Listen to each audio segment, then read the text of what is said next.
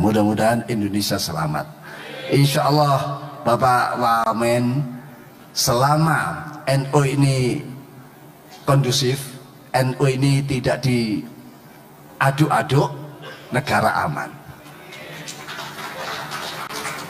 Mereka-mereka yang ingin mengganggu negara, merusak, mengacau negara, mereka akan mendahulukan merusak NU dulu, membelah NU dulu, mengaduk-aduk NU dulu. Kalau setelah NU itu teraduk-aduk, baru negara ini.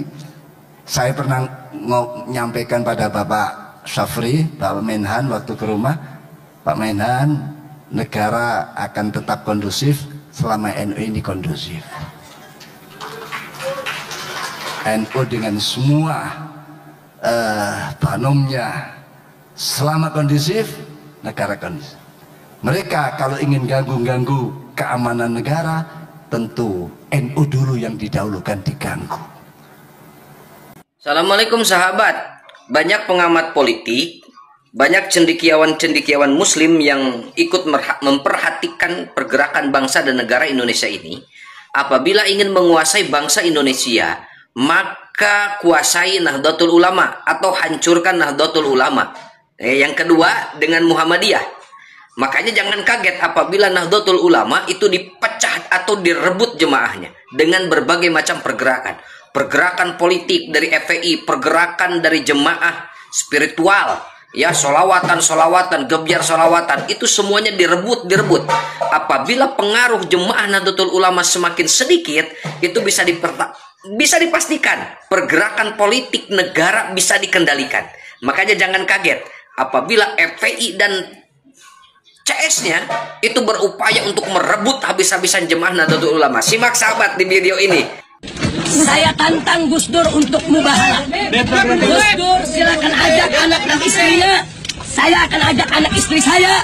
Kita bersumpah di hadapan Allah. Siapa yang benar diberkahi Allah.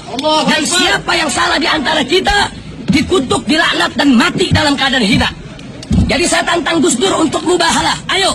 Kalau memang Gus Dur berani merasa dirinya benar, mari kita mubahalah. Gus Dur, kau bawa kau punya istri, kau bawa kau punya anak, saya akan bawa saya punya istri dan saya punya anak. Buktikan di hadapan Allah untuk kita saling. Assalamualaikum warahmatullahi wabarakatuh. Allahumma sholli ala sayyidina Muhammad wa ala ali sayyidina Muhammad. Sahabat, di Indonesia ini dari awal 2000-an, tahun 2000-an itu terjadi gonjang-ganjing, terjadi perpecahan, terjadi pergerakan politik yang panas. Ini awal mulanya dari mana sahabat?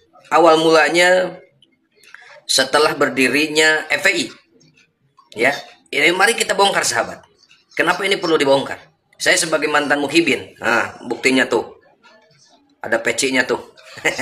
Banyaklah di video-video sebelumnya saya bisa dibuka. Dan ini pernyataan saya ini boleh dibantah silakan. Ini sahabat.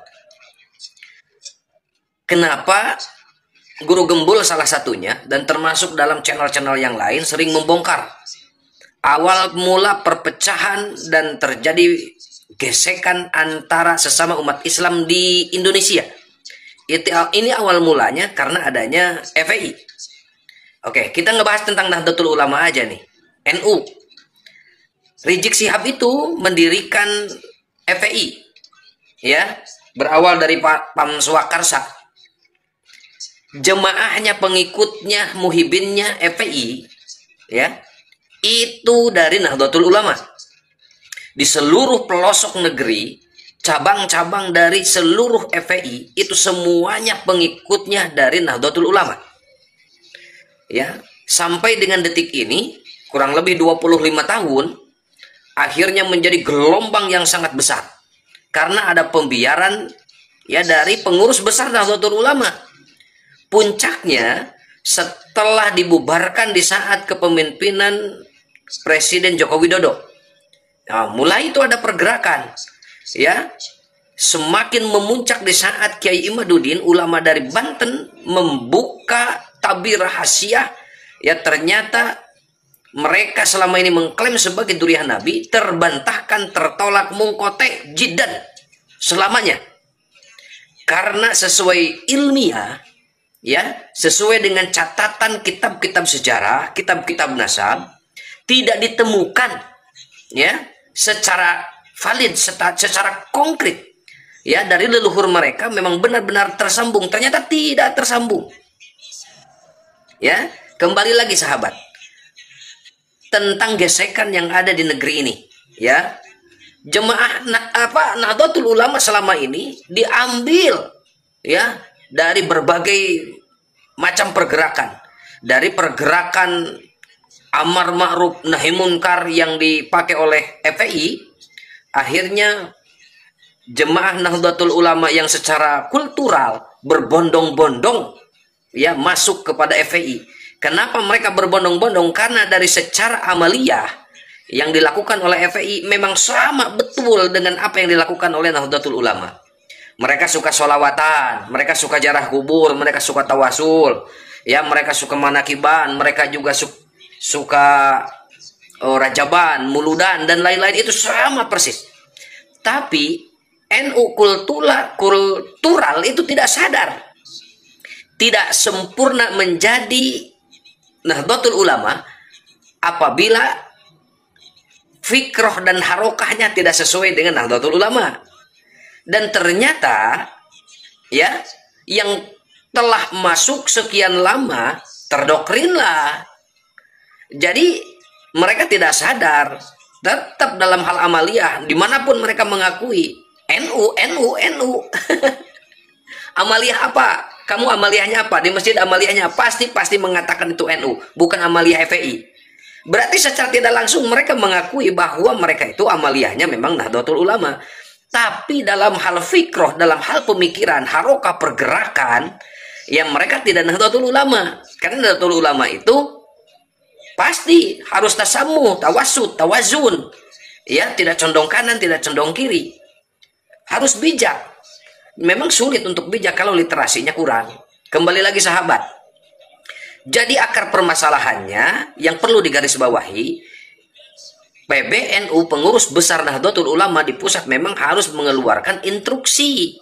Memang ada semacam pergerakan untuk perebutan, ya, jamaah Nahdlatul Ulama lewat pergerakan fikroh dan harokah, ya. Fikroh dan harokahnya FPI, ya. Apalagi setelah dibekukan dan dibubarkan pergerakan ormasnya menjadi ormas yang terlarang, mirip seperti PKI, mirip seperti HTI, itu sudah dibongkar, itu sudah dibubarkan. Jadi memang instruksikan saja surat edaran secara resmi, dipublikasikan secara menyeluruh di seluruh negeri ini. Akhirnya orang-orang yang ada di bawah, orang-orang awam, itu akan membaca dan mengetahui bahwa FPI memang sudah terlarang. Ya, terus dari pemerintahan memang harus secara masif memberitakan kepada masyarakat, ya, di media sosial, di media televisi, gembor-gemborkan.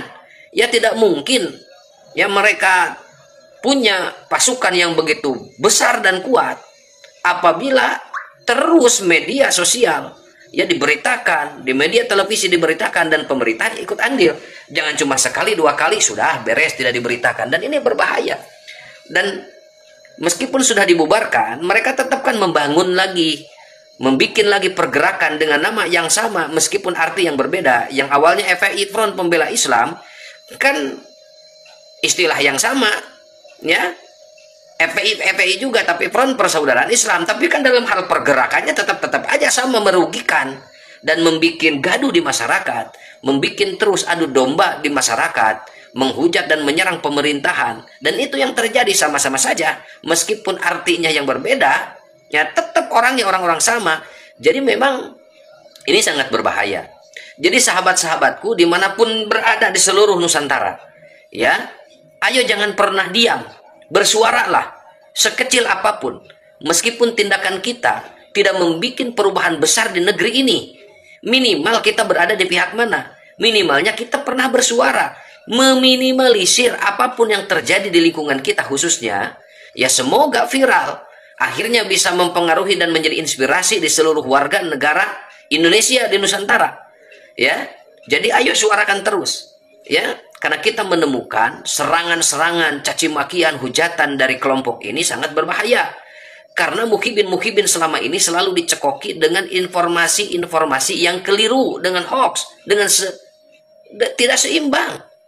Ya, akhirnya karena sudah di branding menjadi duriah Nabi, apapun yang dibicarakan, apapun yang disampaikan, ya dianggap benar. Dan ini bahaya.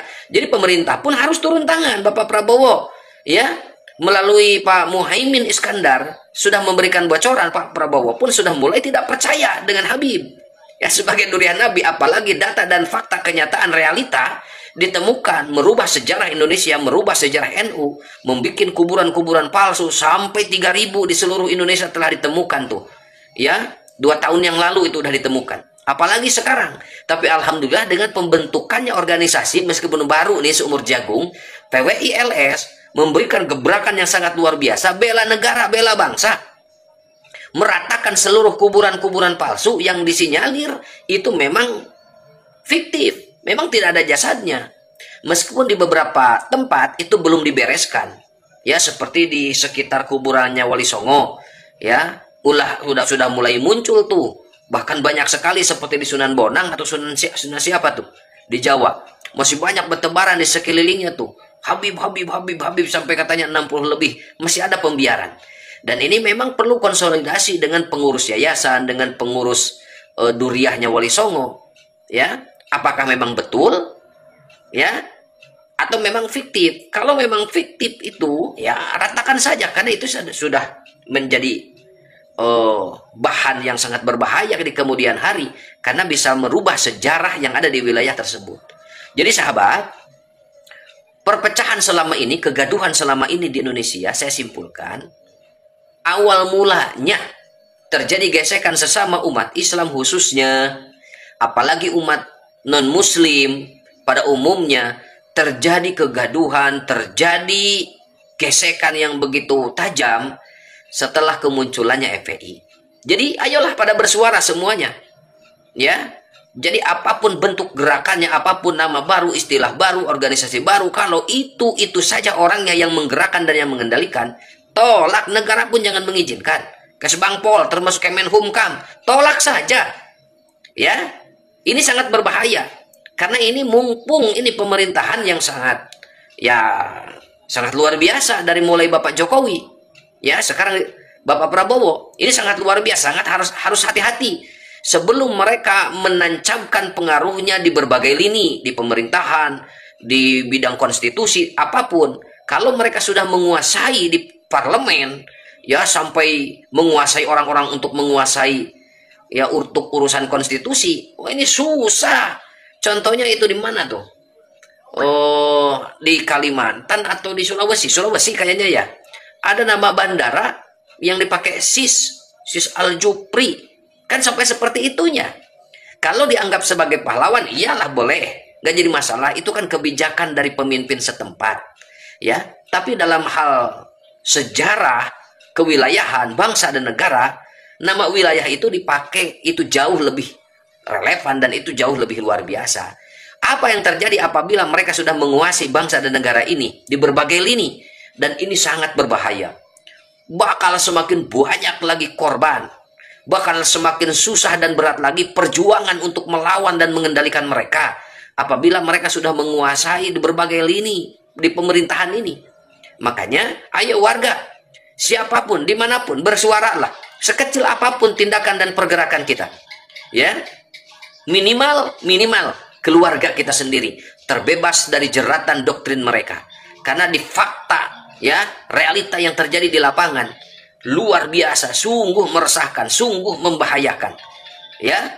Datang ke sana kemari dengan dalih silaturahmi, ternyata cuma minta duit, ya, membawa ini membawa itu, menjual sesuatu dengan harga yang tidak normal. Apa yang terjadi? Merugikan kepada masyarakat. Ya, kita doakan pemerintahan ini, ya, di saat Bapak Presiden Prabowo Subianto memimpin, sehat terus menjaga bangsa dan negara ini, ya. Dan alhamdulillah informasinya Pak Prabowo pun sudah mulai tidak percaya dengan Habib, ya. Karena, ya, di sekeliling Pak Prabowo bukan orang-orang yang ecek-ecek, bukan orang-orang biasa, pasti memberikan, ya, fakta realita yang terjadi di lapangan, ya. Dukung sahabat channel ini, semoga bermanfaat, semoga menjadi pencerahan. Terus kita jangan tinggal diam, ya. Jangan tinggal diam. Apabila kita diam, ingat kata pepatah, kejahatan itu akan mengalahkan kebaikan. Ya, kejahatan yang terorganisir akan mengalahkan kebaikan. Jadi mereka kan sudah sistematik dan